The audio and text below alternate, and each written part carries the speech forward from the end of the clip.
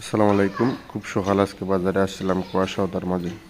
বাজারে এসে একটা জিনিস লক্ষ্য করলাম যে দুইটা ছোটো ছোটো বাচ্চা সম্ভবত 7-8 বছর হইব ময়লার মাঝে আমাদের বাজারে যে ময়লাগুলো ফেলানো হয় ময়লার মধ্যে ওরা যেন কী খুঁজতেছে। প্রথমে দেখাই যাচ্ছিল না তাদের, পরে যখন আমি ফলো করলাম ক্যামেরা ধরলাম আস্তে আস্তে তাদের দিকে আগাইলাম, তখন দিয়ে তারা কী তা খুঁজের মানে কী যেন একটা খুঁজাখুঁজি করতেছে। আস্তে আস্তে আস্তে আস্তে করে তাদেরকে মানে গ্রেফতার করার চেষ্টা করলাম যে তারা আসলে কেউ আমার পরিচিত কিনা। তখন একটা বাচ্চা আমার দেখছে, দেখিয়া একগ্লাস সাইডে চলে গেছে।